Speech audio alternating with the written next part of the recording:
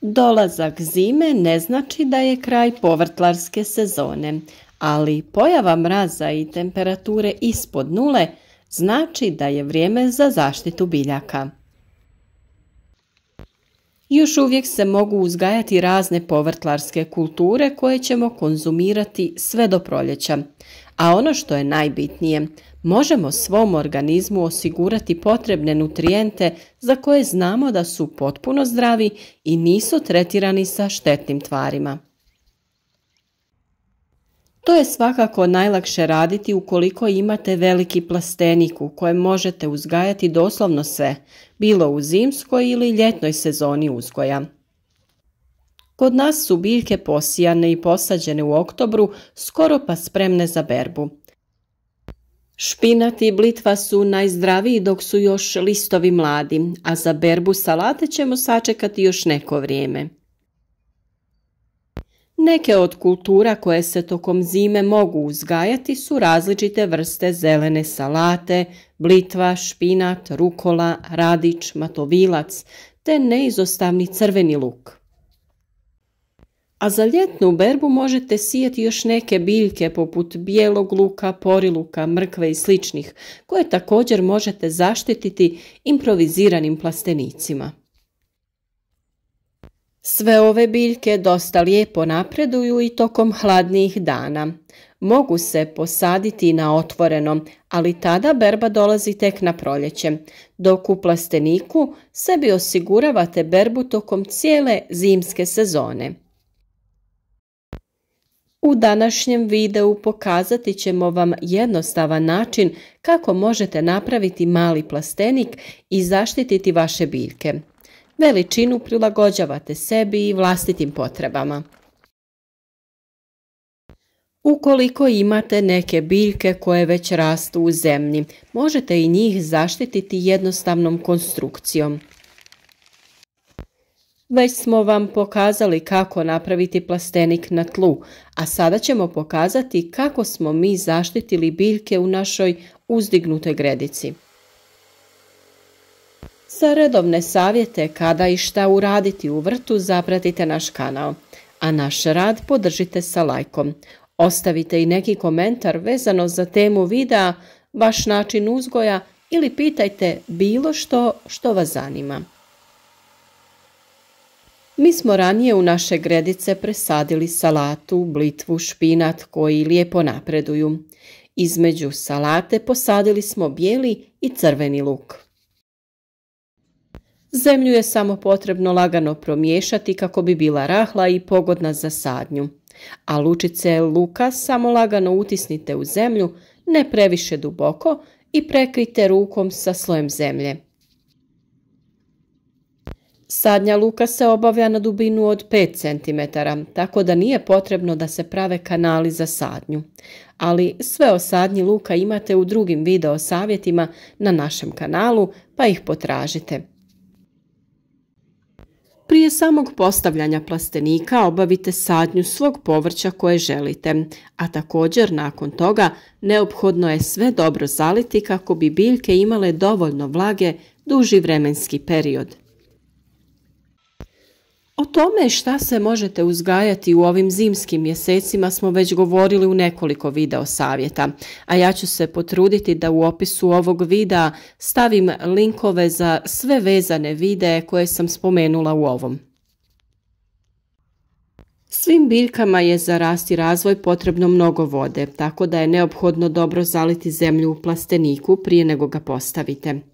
U njemu je temperatura zraka malo viša i možda ćete, ukoliko bude toplijih dana u zimskom periodu, trebati i ponoviti zalijevanje nekoliko puta.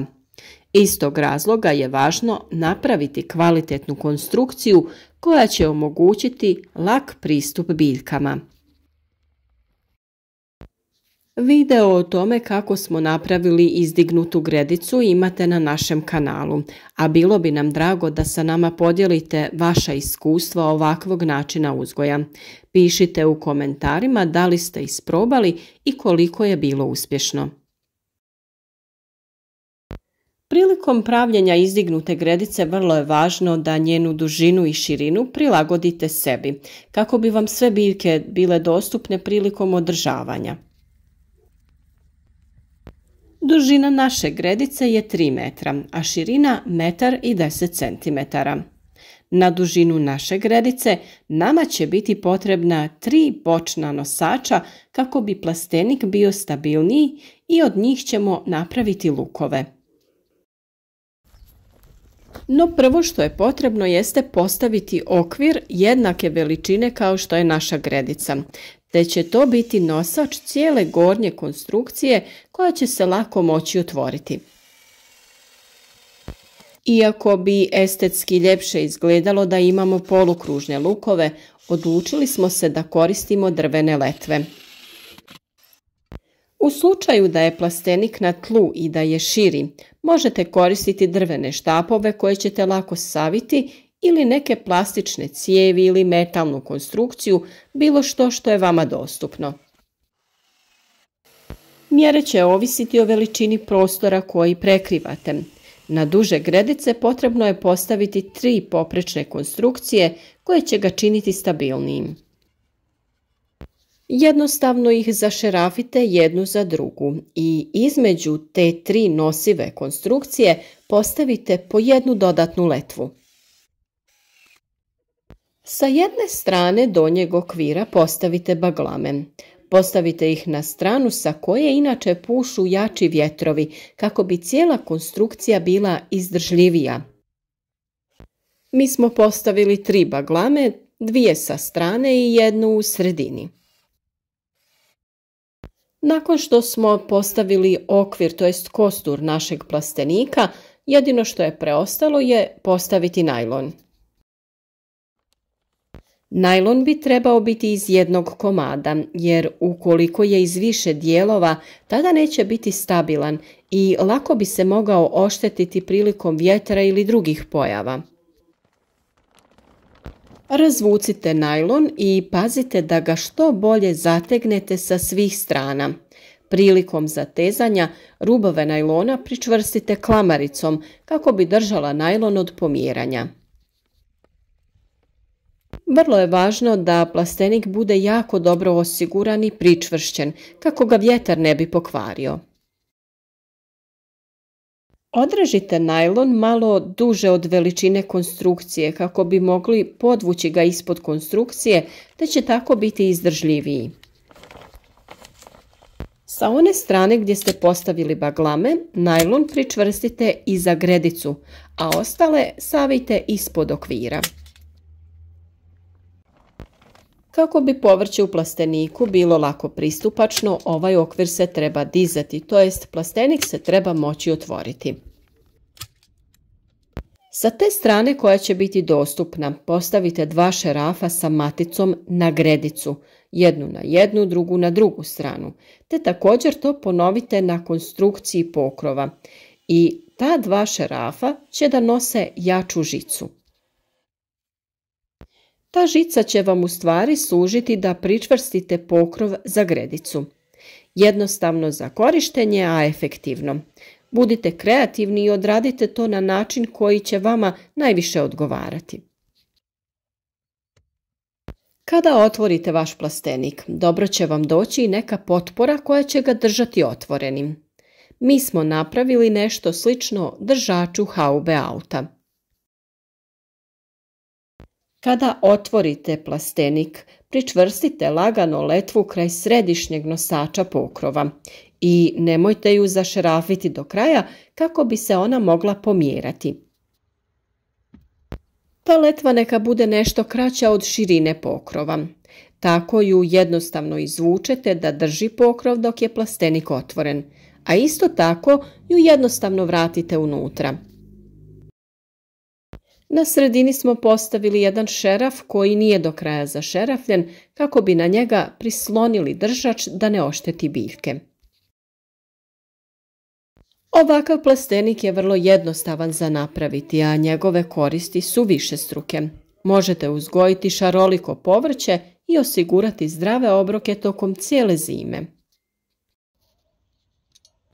Nadam se da vam je postupak dobro prikazan u videu, tako da mislim da vam neće biti teško ovakvo nešto da i sami napravite. Uvijek se trudimo da cijeli postupak što jasnije prikažemo kako bi se i vi što lakše snašli. A kao što sam već rekla, u opisu ovog videa postaviti ću link videa o izradi plastenika za biljke koje su posađene direktno u vrt, a i link za video izrade same izdignute gredice. Stvarno vjerujem da će ovaj video biti od pomoći svima koji zimi predano uzgajaju biljke i želimo vam sav uspjeh u tome. Svakako ne zaboravite redovno provjetravati plastenik, otvarati ga za vrijeme viših temperatura zraka i lijepih sunčanih dana, te redovno zalijevati biljke. Ono što svakako trebate uraditi jeste pregledati vaš plastenik prije nego ga finalno zatvorite. Morate se uvjeriti da unutra nema nekih nepozvanih gostiju, kao ovaj naš puž. Mi smo ga uklonili i tada zatvorili naš plastenik. Ukoliko vam treba još savjeta o zimskom uzgoju biljaka, potražite ih na našem kanalu. Podržite naš rad sa lajkom i pišite nam u komentarima o vašem načinu uzgoja biljaka, kako i koje biljke uzgajate u ovom periodu godine i da li ste zadovoljni. Zapratite naš kanal za još sličnih video savjeta i preporučite nas prijateljima tako što ćete neki od videa podijeliti na društvenim mrežama. Hvala vam svima na podršci i lijepim riječima koje svakodnevno pišete. Mnogo nam znače i daju poticaj za daljnji rad.